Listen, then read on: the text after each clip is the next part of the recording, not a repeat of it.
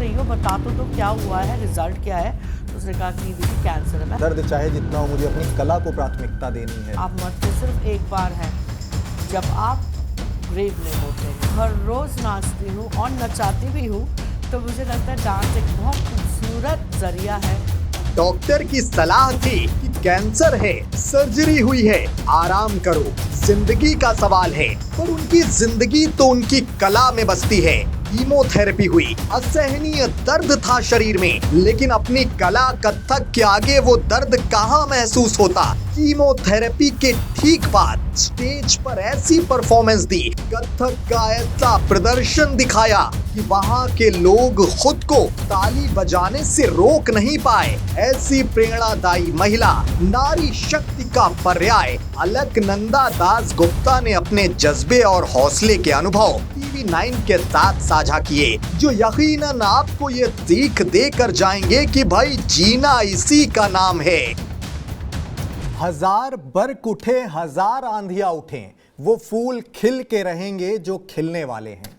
मशहूर शायर साहिर लुधियानवी का ये शेर, और उस शेर को यथार्थ करती वो महिला जिन्होंने कैंसर जैसी गंभीर बीमारी से जूझने के बावजूद अपनी कला को हमेशा आगे रखा। कीमोथेरेपी के गंभीर दर्द से जूझने के बावजूद कीमोथेरेपी के अगले दिन ऐसी स्टेज परफॉर्मेंस दे के दिखाई कि लोग खुद ही तालियां बजाने से खुद को रोक नहीं पाए। वो महिला शक्ति अलकनंदा दास गुप्ता जी हमारे साथ मौजूद हैं। बहुत स्वागत है आपका TV9 भारतवर्ष पर। नमस्कार, आदाब, सत श्री अकाल, और जहाँ पे भी आप बैठे हैं टीवी के सामने आ जाइए, क्योंकि एक मस्त इंटरव्यू होने वाला है जो कि मेरी ज़िंदगी को लेके है। तो बिना देर किए हुए सबसे पहला सवाल तो आप ये बताइए कि किस तरह आप अपने आप को प्रेरित करती हैं कि इतनी गंभीर बीमारी से जूझने के बावजूद आपको अपनी कला को आगे रखना है। सबसे पहली बात है कि आपको एक ज़िंदगी मिलती है और रोज़ जीने का मौका आपको मिलता है। रोज़ सुबह जब आप उठते हैं, यू कैन सेलिब्रेट लाइफ, आप उसको उत्सव बना सकते हैं। आप मरते सिर्फ एक बार है जब आप ग्रेव में होते हैं। तो जीने का मौका तो हर किसी को हर रोज़ मिलता है। तो मुझे लगता है जब जीने का मौका मिला है तो लेट इट बी डांस। सो मेरी ज़िंदगी में डांस बहुत जल्दी आया, या मैं डांस को लेके ही पैदा हुई। मुझे पता था मुझे डांसर बनना है, और मैं हर रोज़ नाचती हूँ और नचाती भी हूँ। तो मुझे लगता है डांस एक बहुत खूबसूरत ज़रिया है पॉजिटिव रहने का और ज़िंदगी को जीने का।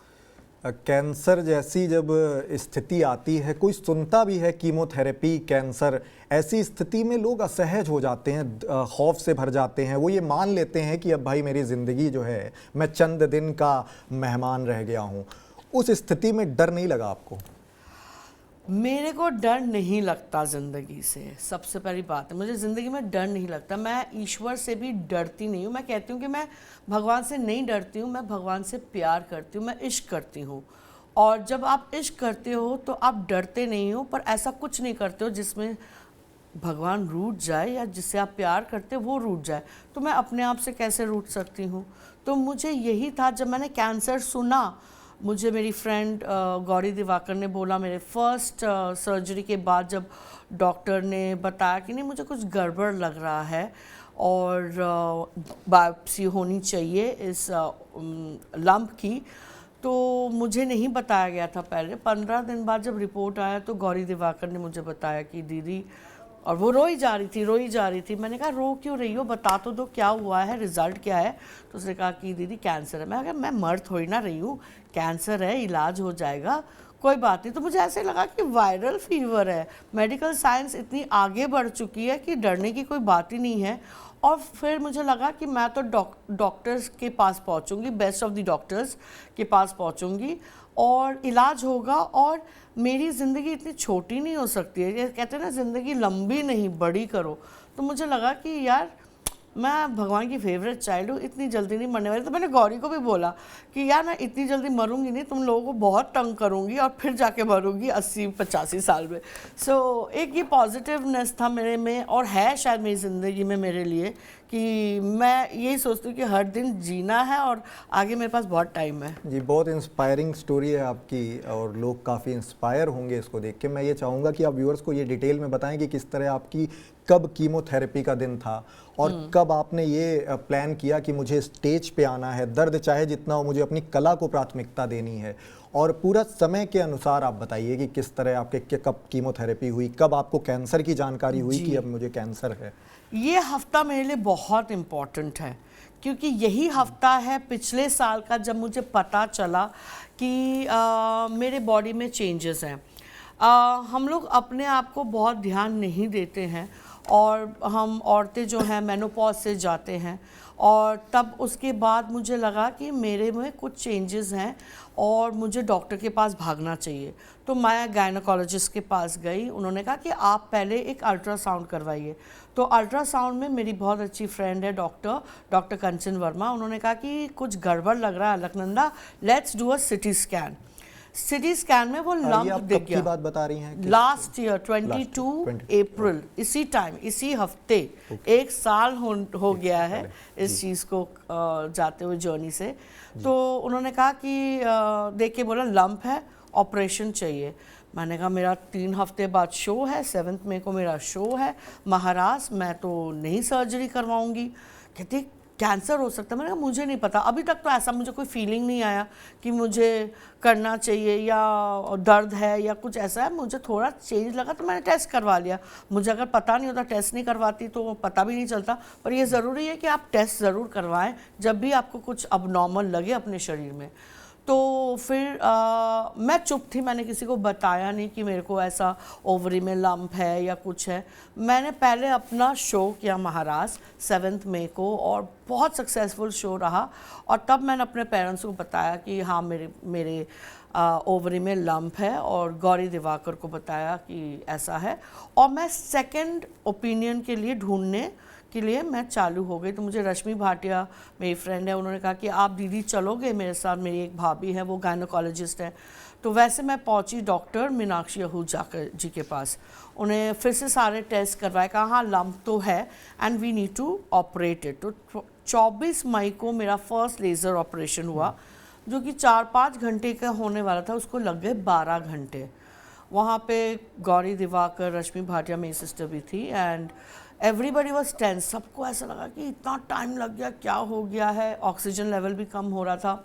तो डॉक्टर ने आके ही बोला, बहुत डिफ़िकल्ट सर्जरी थी, बोला कि मुझे कुछ गड़बड़ लग रहा है, लंप को नॉर्मल नहीं लग रहा है तो बायोप्सी पे जाना पड़ेगा। वैसे ही फिर बायोप्सी हुई और मुझे काफ़ी टाइम बाद 15 दिन बाद बताया गया कि मेरे को कैंसर है, फर्स्ट स्टेज कैंसर है, but the lump had opened up, तो वो टूट चुका था तो कैंसर फैल सकती है। तो 2 महीने तो नहीं कुछ हम कर सकते क्योंकि जब आपकी सर्जरी होती है कि आप 2 महीने तक आप शरीर को छू नहीं सकते हैं जी। तो मेरे बर्थडे वाले दिन 28 जुलाई को मैं पहुंची डॉक्टर जुल्का के पास, गौरी दिवाकर मुझे लेके गई और उन्होंने बोला हाँ कैंसर है, पूरा रिव्यू वगैरह हो चुका था और ओपन कट सर्जरी करनी है। एंड वैसे ही मैं पहुंची डॉक्टर कनिका बत्रा मोदी के पास जो मेरी ऑन्को गायनोलॉजिस्ट थी। उन्होंने कहा चलो 2 दिन बाद भर्ती हो जाओ और आपकी ओपन कट सर्जरी करें। मेरे दोनों बेटे हैं वो मेरे नॉर्मल डिलीवरी है, तो मुझे सिजेरियन का कोई है ही नहीं एक्सपीरियंस और वो भी ओपन कट सर्जरी। तो मैंने कहा पर मैं कर नहीं सकती।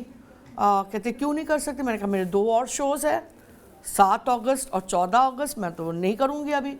तो थोड़ा सा गर्मा गर्मी हुई, डॉक्टर बहुत परेशान थे कि यार इसको कैंसर है, अभी भी अपनी कला को इसको नाचने की पड़ी हुई है। तो कहते आर यू मैड? मैंने कहा या आई एम मैड। गौरी दिवाकर उधर रो रही है कि दीदी ये कैंसर है, समझ रहे हो? मैंने कहा जो भी है भैया 15 दिनों में मैं मरने नहीं वाली हूँ, मुझे ऑपरेट नहीं करवाना। अभी मैं पहले 2 शोज पहले मैं अपने शो कंप्लीट करूँगी और फिर मैं 2 महीने से नहीं नाची हुई थी। तो मतलब वो इतनी अंगार अंदर थी डांस की कि मैंने कहा तुम सोचो तुम क्या करती। तो उसको भी लगा कि हाँ वो भी यही करती कि शो पहले करती। तो मैंने वो 2 शोज़ किए, हाउसफुल शोज़ किए और फिर मैंने उसी दिन डॉक्टर से पूछा कि डॉक्टर आज मेरा बर्थडे है और मेरी आज पार्टी है, can I have a glass of red wine? वो इतनी जोर की हंसी जो कि इतनी टेंस थी डॉक्टर की, यार इस औरत को ऑपरेशन नहीं करवाना, इसको भी रेड वाइन पीनी है और अपने 2 शोज करने हैं। तो कहती you are mad. I said yeah I know I am mad, but ज़िंदगी में थोड़ी पागलपंती होना ज़रूरी है। तो पागल कभी दुखी नहीं होते, खुश रहते, तो मैं खुश रहती हूँ। तो उसका 2 शोज़ के 16 अगस्त को मैं फिर एडमिट हुई एंड 17 अगस्त को मेरा ओपन कट सर्जरी हुआ फ्रॉम नेवर टू डाउन। 36 टाँके लगे और 36 स्टेपल्स थे मेरे टमी में, और वो दर्द मैं नहीं भूल सकती, क्योंकि जब मैं आईसीयू में मुझे होश आया तो वो जो दर्द था, यहाँ पाइप, यहाँ पाइप, यहाँ पाइप, बॉडी में और 2-3 जगह पाइप, एंड मैंने कहा हे भगवान ये क्या है। और उससे भी मैं परेशान ये हो गई कि मेरा लेफ़्ट पैर सुन पड़ा था। आप सोच सकते हो एक डांसर का पैर अगर सुन हो तो क्या मानसिक स्थिति हो। मैं पागल, मैं मेरा पैर क्यों नहीं हिला पा रही, मैं अपने पैर को फील क्यों नहीं कर पा रही हूँ। तो वो रात तो मैंने ऐसी काटी और मैंने कहा रात में से 6 महीना, अलकनंदा 6 महीना, and you have to be back on stage. ये मैं एकदम मैनिफेस्ट करके मैं बैठी रात को, और सुबह जैसी डॉक्टर आई मैंने कहा क्या प्रॉब्लम है, मेरे पैर में क्या प्रॉब्लम है, मुझे पैर में क्यों नहीं आ रहा सेंसेशन। कहते this is because of the painkiller which is going through this. तो मैंने कहा बंद करो painkiller, I need to feel my leg, मुझे अपने पैर फील करना है। उन्होंने कहा अगर मैंने ये पेन किलर बंद किया तो आप वो दर्द सह ही नहीं सकते, मतलब एक पेन किलर यहाँ से जा रहा था, एक पेन किलर यहाँ से जा रहा था, या आप बर्दाश्त नहीं कर पाओगे। मैंने कहा मैं बर्दाश्त कर लूँगी पर मुझे अपने पैर वापस चाहिए। तो उन्होंने 5 डिग्री से 1 डिग्री में किया, यहाँ का पेन किलर थोड़ा बढ़ा कि उससे पैरों में इफेक्ट नहीं, और जैसे मेरे पैरों में जाना है तो हॉस्पिटल के बिस्तर पे आईसीयू में मैंने सिर्फ पहले ये किया ता थई थई तत आ, हॉस्पिटल के बेड पे ही, बेड पे, क्योंकि तब तो मैं चल ही नहीं पा रही हूँ, पूरा कट और जो दर्द है। पर फिर डॉक्टर ने बोला कि अगर आप चलें तो आप जल्दी हील होंगी। तो मैंने फिर नर्स को बुलाना शुरू किया, मैंने कहा मुझे चलाओ, उठाओ, मुझे चलाओ। उनके सहारे से मैं चलती थी, पर जैसे ही मैं बेड से उतरती थी सबसे पहले ज़मीन में पैर रखती ता थई थई तत आ थे, हाँ मेरे पैर चल रहे हैं, मुझे अपना डांस याद है, चलो अब मुझे चलाओ, अब राइट लेफ़्ट चलाओ। ऐसे मैं उनको तंग करती गई, हर 1 घंटे में चलाओ बिठाओ, चलाओ बिठाओ। एंड डॉक्टर्स कहते हैं कि मैं बहुत जल्दी आईसीयू से निकली और रूम में शिफ्ट हुई, मतलब 1.5 दिन में मैं आईसीयू से आउट और रूम में आते मेरे में और ताकत आ गई। मैंने कहा मैं ऐसी ज़िंदगी तो नहीं जीने वाली हूँ, ये बेड पे लेटे लेटे और लोगों का सहारा लेते लेते। तो मैं खुद चलने लगी, मुझे उठाते थे मेरे स्टूडेंट्स, मेरा बेटा भी जब मेरे पास रहता था तो मुझे उठा के वो चलाता था। पर टॉयलेट भी मैं अपने हिम्मत से जाती थी, मैंने कभी भी नहीं बोला नहीं, मैं खुद करती थी। तो चौथे दिन मेरे को रिलीज़ कर दिया कि डॉक्टर हैरान कि ये इतनी फास्ट हीलिंग कैसे हो रही है। पर वही होती है कि एक विल पावर आपका, एक आपका मेंटल स्ट्रेंथ, इमोशनल स्ट्रेंथ और एक जीने की चाह आप में होनी चाहिए। तो अगर आप में जीने की चाह हो तो ऊपर वाला भी आपकी सुनता। मैं एक शेर हर टाइम कहती हूँ, खुद ही को कर बुलंद इतना कि हर तकदीर से पहले खुदा बंदे से खुद पूछे बता तेरी रज़ा क्या है। तो मेरी रज़ा तो जीने की थी, नाचने की थी, तो मुझे खुदा ने वो हिम्मत दी। मेरे स्पिरिचुअल गुरु हैं गुरु ब्रह्मानंद शास्त्री जी, मैं उन्हीं को मानती हूँ, और उन्होंने मुझे वो हिम्मत दी कि तू जी। और मैंने 6 महीना मांगा था जीने के लिए और डांस करने के लिए कि 6 महीने में मैं ज़िंदगी में फिर से नाचूंगी। मुझे वो मौका 12 दिन बाद ही मिल गया। मैं 12 दिन बाद मेरे को ऋचा अनिरुद्ध जी ने बुलाया अपने गणपति उत्सव पे। तो मैम अगर आप आ सकती हैं तो आप आइएगा, पर आपकी परिस्थिति देख के। वो बहुत हिचकिचा रही थी, पर मुझे था कि गणपति उत्सव है तो मुझे जाना चाहिए। तो मैं गई, इतना सुंदर माहौल होता है इनके घर में, भजन कीर्तन प्रसाद और सब, इतना खूबसूरत माहौल, और गणपति जी सामने बैठे हुए हैं और मैं रोई जाऊं। वो शायद मेरा पहला सवाल था ऊपर वाले से कि मुझे क्यों, मेरे को कैंसर क्यों हुआ, मैंने तो किसी का बुरा नहीं किया है, और व्हाई मी, ये सवाल मैं पहली बार पूछी था। मैं रोई जा रही हूँ। और क्योंकि मैं पहले, इससे पहले नहीं रोई थी मैं, और ऋचा जी ने मुझे ऐसे पकड़ लिया कि इमोशनल होके, और मुझे लगता है ऊपर वाले से आपको जवाब भी मिलता है अगर आप कनेक्टेड हो या एक आभास होता है। तो मुझे तब वो लगा कि मैं नहीं तो कौन। अच्छा, विपरीत परिस्थितियों में परिवार का साथ रहना बहुत ज़रूरी है जी। तो इस पूरी आपकी जो परिस्थिति थी, आपने इतना सरवाइव किया, इस दौरान आपके परिवार का रोल क्या रहा? देखिए, परिवार डर तो जाते हैं, सबसे बड़ी बात है, उनको चिंता होती है। मेरे पेरेंट्स को बहुत चिंता थी और वो डर तो गए थे, और पर मेरे दोनों बेटे काफ़ी स्ट्रॉन्ग हैं क्योंकि उन्होंने मुझे ऐसा ही देखा। मैंने इस चीज़ को हावी नहीं होने दिया। एक तो मैंने, जो लोग डरते थे उसको मैंने अपने ऊपर हावी नहीं होने दिया। मुझे डर लगता नहीं, क्योंकि मैं नॉर्मल लाइफ ही जी रही थी। मैंने कहा हाय तौबा, मेरे को भैया कैंसर हुआ है, बैठ जाओ, ऐसा मैंने कुछ नहीं किया। तब भी मेरी क्लासेस चल रही थी, तब भी मेरे शोज चल रहे थे। तो मेरे बेटे दोनों बहुत स्ट्रॉन्ग थे, पर मेरे पेरेंट्स ने मेरे बच्चों का ध्यान बहुत अच्छा रखा क्योंकि उनकी अपनी एक ज़िंदगी, क्या खाएंगे, क्या पिएंगे, कैसे क्या होगा, वो उन्होंने बहुत अच्छा ध्यान रखा। और मेरे सबसे अच्छी बात रही कि मेरे बहुत अच्छे दोस्त, सबसे पहले मुझे रश्मि भाटिया जी लेके गई डॉक्टर मीनाक्षी आहूजा के पास। गौरी दिवाकर मेरे एकदम स्ट्रॉन्ग खड़ी रही मेरे साथ, और डॉक्टर जुल्का के पास, क्योंकि मुझे कोई आइडिया ही नहीं था कि मुझे किसके पास जाना चाहिए। तो आपके पास अपना दोस्तों का सपोर्ट सिस्टम बहुत ज़रूरी है, और मैं बहुत ब्लेस्ड हूँ कि मेरे पास ऐसा स्ट्रॉन्ग दोस्तों का सिस्टम है। और वो मुझे लेके गई डॉक्टर जुल्का के पास। सो परिवार तो पीछे दुआएं दे रहा था, भगवान से वो कर रहा था, मेरे बच्चों को संभाल रहा था। मेरे दोस्तों ने मेरा मेडिकल जर्नी जो है उसको आसान कर दिया मेरे लिए, कि वो लोग मेरे लिए अपॉइंटमेंट लेते थे। मतलब मुझे नहीं लगता मैंने पूरे कैंसर के जर्नी में मैंने एक भी अपॉइंटमेंट डॉक्टर से लिया। मैंने उन पे सरेंडर कर दिया, ठीक है आप जो बोल रहे हो मैं वही जाऊँगी। तो आपको विश्वास भी होना चाहिए, एक तो अपने आप पे विश्वास होना चाहिए, फिर अपने भगवान पे विश्वास होना चाहिए, अपने परिवार पे विश्वास होना चाहिए, और अपने दोस्तों पे और अपने डॉक्टर पे।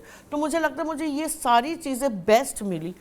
एंड मेरी फ्रेंड है स्कूल की दीपिका, वो आ गई मोहाली से मेरी टेक केयर करने, क्योंकि मेरा बेड रेस्ट था 2 महीने का। 15 days she was here to take care of me. So परिवार और आपके दोस्त भी आपका परिवार बन जाते हैं। ये दोनों तरफ का आदान प्रदान होता है, जो आप देते हैं ज़िंदगी में वही आपको मिलता है। तो मुझे बहुत प्यार मिला। मेरे स्टूडेंट्स, अलकनंदा इंस्टीट्यूट के स्टूडेंट्स, वो लोग मेरे साथ हर रोज़ रात को कोई ना कोई रहता था ताकि मैं अकेली ना पड़ी रहूं। उनके मदर्स, शैलजा, गुंजन जी, ये लोग सब मेरे पास आके रहने लग गए कि मेरे को कोई प्रॉब्लम। मेरे students, they are my daughters, dance daughters. मुझे 2 बेटे हैं और मेरे पास हज़ारों बेटियां हैं, क्योंकि हमारी एक गुरु शिष्य परंपरा होती है, उसमें हम वो परिवार बन जाता है। तो मेरे स्टूडेंट्स, उनकी फैमिली, वो लोग मेरे परिवार बन गए, और मेरी फैमिली तो है ही स्ट्रॉन्ग। जी, दोस्तों और परिवार का काफ़ी सपोर्ट रहा आपको, लेकिन इस दौरान जब आप कैंसर आपके हावी होता है तो दर्द असहनीय होता है, इम्यूनिटी भी काफ़ी डाउन हो जाती है। तो इस दौरान जब आप स्टेज पर जाती हैं जी, तो एक स्थिति, एक मन में असहज भाव ये भी रहता होगा कि अचानक से मेरे पेन बढ़ा और उस दौरान शो बाधित हो गया, या मुझे ही तकलीफ होने लगी। तो इसको आप अपने साइकोलॉजिकल कैसे आप अपने आप को इसको मुझे लगता है कि मेरा डांस मेरा स्ट्रॉन्गेस्ट बेस्ट फ्रेंड है, स्ट्रॉन्गेस्ट सपोर्ट है।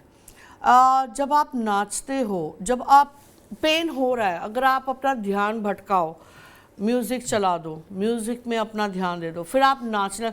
मैं तो 36 टाँके लेके मैं नाची हूँ, स्टेपल्स लेके। जब मैं ऋचा जी के घर नाच रही थी, जस्सी जी आए थे और उन्होंने गाना शुरू किया, छाप तिलक सब छीन रितों से नैना मिला। तो कौन रोक सकता है, कौन डांसर अपने आप को रोक सकता है नाचने से। और मैं नाचती जाए, बेड लगा हुआ, पूरा बेड लगा हुआ था, और मैं नाच रही हूँ। जैसे हमारे कथक में चक्कर पे चक्कर लेते हैं, और नैना लगाई के नैना लगाई के नैना, कौन रोक सकता है। 10-15 मिनट में शायद नाची थी, और मुझे अपना जवाब मिल गया था भगवान से कि मैं ही हूँ जो स्ट्रॉन्ग थी, शायद इसीलिए मुझे दिया गया। और आज मुझे लगता है मैं मीडियम बन चुकी हूँ। फिर ऋचा जी ने ऐसे जकड़ लिया कि मैम बस मुझे डर लग रहा है, पर वही है कि गणपति जी सामने बैठे हैं तो डर की कोई बात नहीं, आपका विश्वास। और डांस इतना पावरफुल है, आप क्या हावी होने देते हैं? आप कैंसर को अपने ऊपर हावी होने देते हैं या आप जिंदगी को अपने ऊपर हावी होने देते हैं? तो मैंने जिंदगी को चुना और मैंने डांस को चुना। मैंने कैंसर को साइड है, मैंने कोई भी मुझे पूछता है अरे कैंसर जब पता चला तो आपको कैसा लगा? मैं कहती हूँ अच्छा वायरल था, निपट गया, आगे बढ़ो, ज़िंदगी में वो हट गया। पर हाँ, मेडिकल चेकअप्स और रेगुलर चेकअप, मेडिकेशन, आपका क्या मेडिसिन आप खा रहे हैं, डॉक्टर ने जो भी बोला है वो आपको सब फॉलो। और डॉक्टर कहते हैं कि जैसे आपकी सर्जरी होती है आप अपने आप को एक्टिव करना शुरू करो, आप बिस्तर में मत लेटो। कभी भी डॉक्टर ने मुझे ये नहीं बोला कि भैया नहीं रेस्ट करो, मुझे लोगों ने बोला कि रेस्ट करो, अब कुछ नहीं करना, 1 साल तुम नहीं कुछ कर सकती। मैंने कहा भाड़ में जाओ, मैं तो करूँगी, क्योंकि ज़िंदगी जीने का नाम है, लेटने का नाम नहीं है। शैया में जब आएगा मौका तब शैया में जाना, अभी तो जीने का नाम है, नाचने का नाम है। तो मैंने वही फॉलो किया। इवन कीमोथेरेपी के टाइम दी 3rd कीमोथेरेपी और 6th कीमोथेरेपी के बीच में मैंने 15 शोज़ किए। 16वां मेरा 28 जनवरी को था एंड मैंने 15 शोज़ किए। मैं स्टेट आइकन हूँ इलेक्शन कमीशन नई दिल्ली की, और उस टाइम हमारा अवेयरनेस वीक था, वोटिंग अवेयरनेस का, और मैं नाच रही थी। मैंने दिल्ली इंटरनेशनल फेस्टिवल का भी मैं पार्ट बनी, प्रतिभा प्रहलाद जी के थ्रू उनका फेस्टिवल, मैं उसमें भी नाची। मैं इंडिया हैबिटेट में परफॉर्म किया। तो नाच मेरी ज़िंदगी है, ऑक्सीजन। जी, आपके इसी फैसले को अब व्यूअर्स अपना प्रेरणा स्रोत मान रहे हैं, उससे सीख रहे हैं कि किस तरह विपरीत परिस्थितियों में हमें अपने हौसले और जज्बे को आगे रखना है। लेकिन ये आप ज़रूर व्यूअर्स को बताइए कि आपको इस कला को लेकर दीवानगी किस उम्र में आई? कब आपको लगा कि मुझे इस कला को ही अपना व्यक्तिगत व्यवसाय बना लेना है, परमानेंट प्रोफेशन बना लेना है? देखिए, मैं शायद पैदा ही हुई थी नाचने के लिए, क्योंकि मेरे फादर म्यूज़िक डायरेक्टर हैं जिनके अंडर काफ़ी बॉलीवुड सिंगर्स ने गाया है। मेरी मदर डॉक्टरेट इन मैनेजमेंट है, दिल्ली यूनिवर्सिटी से हैं। तो वो दोनों मुझे गाने के क्लास में भेजते थे और मैं रो क्या, मुझे गाना नहीं गाना, मुझे डांस करना है। और हर हफ्ते वो हम लोगों को, मैं दोनों बहनों को, मेरी सिस्टर भी है, हम दोनों को प्रोग्राम दिखाने ले जाते थे। पंडित हरिप्रसाद चौरासिया जी का या जाकिर हुसैन जी का, वैसे ही वो एक महाराज जी, पंडित बिरजू महाराज जी के शो पे ले गए और मैंने कहा मुझे ये करना है। तो मेरी माँ एकदम गई शो के बाद महाराज जी के पास और कहा भैया हमारे घर पे तो कोई भी डांस नहीं करता और ये नाचना चाहती है, इसके साथ मैं क्या करूं? तो उन्होंने गाइड किया कि मुझे वो कथक केंद्र ले जाए। तो मैं 6 साल की उम्र में कथक केंद्र पहुंच गई और 14 साल का वनवास मैंने वहाँ जिया है विद स्कॉलरशिप। 12 साल मुझे वहीं से स्कॉलरशिप मिला, फिर मुझे नेशनल स्कॉलरशिप मिली मिनिस्ट्री ऑफ कल्चर से, और मैंने यही सोच लिया था कि हाँ यही मेरी ज़िंदगी होने वाली है। और 16 साल की उम्र से मैंने सिखाना शुरू किया। जैसे ही हम नोएडा शिफ्ट किए तो माँ ने कहा कि तुम सिखाओ, हमारा स्कूल है। तो माँ को था कि कथक केंद्र जैसा कुछ बनाना है। तो जैसे जो भी टीचर्स आते थे वो आके चले जाते थे, कोई कंटिन्यू नहीं करता था। तो माँ ने कहा तुम सिखाओ। मैंने कहा 16 साल की उम्र में मैं क्या सिखाऊंगी? तो उन्होंने कहा जो तुमने सीखा 10 साल वही सीखा, पर हमारा गुरु शिष्य परंपरा है। तो वैसे ही हम फिर जो मेरे गुरु थे गुरु मुन्ना शुक्ला जी, हम उनके पास गए और उनसे परमिशन लिया कि क्या मैं सिखा सकती हूँ? तो उन्होंने कहा हाँ सिखाओ। 16 साल की उम्र को में जब आप किसी को बोलते हो कि हाँ सिखाओ तो सबको लगता है टाइम पास है, कर लेगी। पर मेरा वो एक जुनून था, पागलपंती थी मेरे अंदर। उन्हें लगा होगा कि एक उम्र के साथ चीजें हाँ बदलती भैया, अभी तो डेटिंग का टाइम है, अभी तो बॉयफ्रेंड्स बनेंगे, हाँ, अभी पिक्चर तो जाएगी, धीरे-धीरे बदलेगी। हाँ हाँ, सोशल लाइफ अलग होगी। अब ये सिखाएगी क्या? अच्छा थोड़े दिन का चस्का है, होने दो, क्या फ़र्क पड़ता है। पर मैं स्कूल में मैंने बहुत ही डिफ़िकल्टीज फेस की थी, क्योंकि स्कूल में मेरे टीचर्स ये सोचते हैं कि आर्टिस्ट का कोई लाइफ नहीं होता। सैडली टीचर्स ये सोचते हैं कि आर्टिस्ट बहुत गरीब होता है, वो भी अगर क्लासिकल आर्टिस्ट हो। और यही मुझे तोड़ना था। जहाँ पे मेरे माँ बाप ने मेरा बहुत साथ दिया, मेरे स्ट्रॉन्गेस्ट पिलर मेरे माँ बाप रहे हैं। उनको भी बुला के ये बोला गया कि आपकी बेटी पागल है, वो डांस करना चाहती है। तो मेरे माँ बाप ने बोला नहीं वो पागल नहीं है, वो आपको प्रूव करेगी। और वही मेरे अंदर जुनून था कि मुझे इसको इस लेवल पे लेके जाना है कि पूरी दुनिया में किसी को नृत्य करने से डर ना लगे और उनमें वो कॉन्फिडेंस आए कि हम आर्टिस्ट बनेंगे तो ज़िंदगी बड़ी खूबसूरत होगी।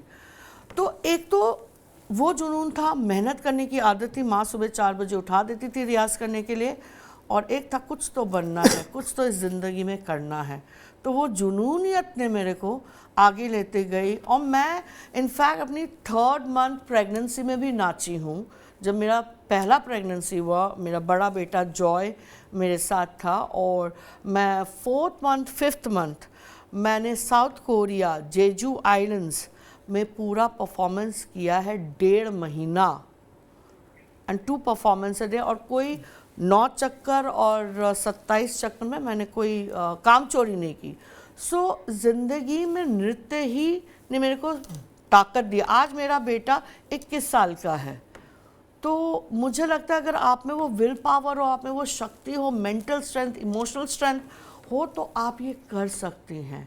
तो dance is my way of life, and I would say आज बहुत सारी लड़कियां जो नाच रही हैं, उनकी परिस्थितियां बदल गई हैं, क्योंकि कुछ पिछले जनरेशन ने मेरे को इंस्पायर किया, और कुछ मेरे जनरेशन ने आगे की जनरेशन को इंस्पायर किया, और समाज बदलने का ही नाम है। जी, कुछ आप इंस्पायर हुई और कुछ लोगों को आप इंस्पायर कर रही हैं। लेकिन एक सवाल मैं ज़रूर जानना चाहूँगा कि अमूमन हमारे समाज में लोग कला को इतनी प्राथमिकता नहीं देते हैं, और परिवार के लोग ज़्यादातर परिजन जो होते हैं वो ये सोचते हैं कि किस तरह आर्थिक आधार पे अपने आप को इस्टेब्लिश कर पाएगी।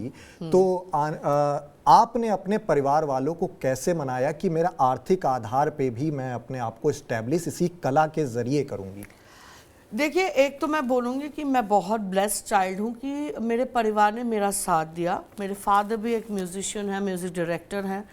तो हमें पता था कि कला एक जीने की एक धारा है, और मेरे स्पिरिचुअल गुरु यही कहते हैं कि अगर आपको ऊपर वाले से मिलना है, अगर आपको आध्यात्मिक तरीके से भी अगर आप देखें, मेडिटेशन के बाद एक कला है जिससे आप ऊपर वाले से जुड़ सकते हैं, राइट। तो ये प्रॉब्लम मुझे नहीं थी, ये प्रॉब्लम सोसाइटी को थी कि भैया इसमें ये तो कंगाल होने वाली है। पर ऐसी बात नहीं है। अगर आप बुद्धि से करें और अगर आप सिंसियरिटी से करें, मैंने 16 साल की उम्र में सिखाना शुरू किया और परफॉर्मेंसेस शुरू की, तो आज आई एम वेरी गुड। जो लोग मेरी ज़िंदगी देखते हैं उनको अच्छा लगता है। कुछ लोग कहते हैं कि हमें ऐसी ज़िंदगी चाहिए, और सेकेंडली मुझे लगता है कि आपको कैसी ज़िंदगी चाहिए ये आपके हाथ में है। कुछ लोग मर्सिडीज़ में बैठ के भी खुश नहीं हैं, और कभी कभी तो मैं रिक्शा में जाती हूँ, उसमें भी मैं खुश हूँ। मेरे पास 2 गाड़ियाँ हैं, पर खुशी आपको कैसे लेनी है ज़िंदगी से, ये आप पे डिपेंड करता है। तो ज़िंदगी मुझे अपनी चाहिए। मुझे एक बेहतरीन अलकनंदा दासगुप्ता बनना है। मुझे अमिताभ बच्चन नहीं बनना है, मुझे माधुरी दीक्षित नहीं बनना है, मुझे अलकनंदा बनना है। और मैं अपनी बेस्ट वर्जन क्या हो सकती हूँ वो मेरे हाथ पे डिपेंड करता है। और भगवान ने सबको एक ज़िंदगी दी है, एक डेस्टिनी दी है, एक किस्मत दी है। तो मैं ये मानती हूँ कि किस्मत से ज़्यादा और वक्त से पहले किसी को कुछ नहीं मिलता। तो अगर आप अपनी चाहतों पे, मैं ये नहीं कह रही कि डिज़ायर्स नहीं हो, डिज़ायर्स हो, मुझे ही बहुत अच्छा लगेगा अगर मेरे पास मर्सिडीज़ हो, पर मैं अपनी होंडा सिटी में भी खुश हूँ, मैं टुक टुक गाड़ी में जाते हुए भी खुश हूँ। तो खुशी आपको कहाँ से मिलती है? मुझे एक फूल देखने से खुशी मिलती है, मुझे बटरफ्लाइज देखने से खुशी मिलती है, तो दोस्तों के साथ रहने से खुशी मिलती है। तो खुशी आपकी चॉइस है। तो चूँकि आप तमाम महिलाओं को इंस्पायर कर रही हैं, तमाम महिलाएं आपको प्रेरणा स्रोत मान रही हैं, और ख़ासकर आपको इसको लेकर भी तमाम बातें हो रही हैं कि इतनी गंभीर बीमारी में कोई कैसे स्टेज पे जाके अपनी कला को प्राथमिकता दे सकता है, डांस कर सकता है, दर्द से बाहर आ सकता है। तो आप अंतिम में शो के आखिर में अगर उन महिलाओं को जो इस कला के ज़रिए अपने मुकाम कुछ पाना चाहती हैं, कोई भी कला हो जिसको समाज तवज्जो नहीं दे रहा है, उनको अगर आप कुछ संदेश देना चाहें? मैं ये संदेश देना चाहूँगी कि प्रायोरिटाइज योरसेल्फ, अपने आप को अहमियत दीजिए। लोग क्या बोल रहे हैं आप सुनिए, पर उससे अफेक्टेड मत होइए। आप अपने आप को प्रायोरिटाइज कीजिए। आपको किस चीज़ से खुशी मिलती है, क्योंकि आप खुश रहेंगी तभी आप खुशी बांट सकती हैं। अगर आपके लाइफ में कुछ भी चेंजेस आ रही हैं, बॉडी में चेंजेस आए, प्लीज़ रन अपने मेडिकल चेकअप्स टाइम पे कीजिए, स्पेशली जब आप एक एज पे आ रही हैं 40 अबव, सो प्लीज़ चेकअप कीजिए। एंड सेकेंडली, आप अपने पैशन को ढूंढिए कि आपका पैशन क्या है। आज पेरेंट्स ने बोल दिया कि साइंस लेना है, आपको पढ़ना है, पर आपको इंटरेस्ट है ह्यूमैनिटीज़ पे, तो ठीक है, वो टाइम गया, अब अपना पैशन आगे बढ़ाइए। हम लोग यहाँ पे औरतें अपने आप को लास्ट में रखते हैं पूरे क्यू में, नहीं, आगे लाइए अपने आप को, क्योंकि हम माँ भी हैं, हम बेटी भी हैं, हम बहू भी हैं, पर हम अपने लिए भी जीना हमको आना चाहिए। और जब आप अपने आप अच्छा जिएंगी, अपने आप को बेहतरीन रखेंगी, स्वस्थ रखेंगी, मानसिक तरीके से खुश रहेंगी, इमोशनल तरीके से खुश रहेंगी, आप अपने बच्चों को भी बेहतर परवरिश दे सकते हैं, आप अपने परिवार को बेहतरीन देख सकते हैं, और आप कुछ भी इस दुनिया में कर सकते हैं। कोई भी चीज़ नामुमकिन नहीं है। There is life beyond cancer. और अगर डांस कर रहे हो तो फिर तो क्या बात है। तो बहुत शुक्रिया। ये थी हमारे साथ अलकनंदा दास गुप्ता जी। अपनी कला के ज़रिए लोगों को इंस्पायर किया, प्रेरणा दी और अपने विचार TV9 भारतवर्ष के साथ साझा किए। वो मशहूर स्लोगन की सरफरोशी की तमन्ना अब हमारे दिल में है, देखना है जोर कितना बाजुए कातिल में है। तो सरफरोशी कथक कला की और बाजुए कातिल कैंसर का, दोनों मापदंडों पर खरी उतरी हैं अलकनंदा दास गुप्ता जी और लोगों को प्रेरित कर रही हैं। हमारी शुभकामनाएं उनके साथ हैं। हम उम्मीद करते हैं कि वो अपनी कला के जरिए यूं ही निरंतर व्यूअर्स को, अपने चाहने वालों को इंस्पायर और प्रेरित करती रहेंगी। बहुत शुक्रिया, नमस्कार।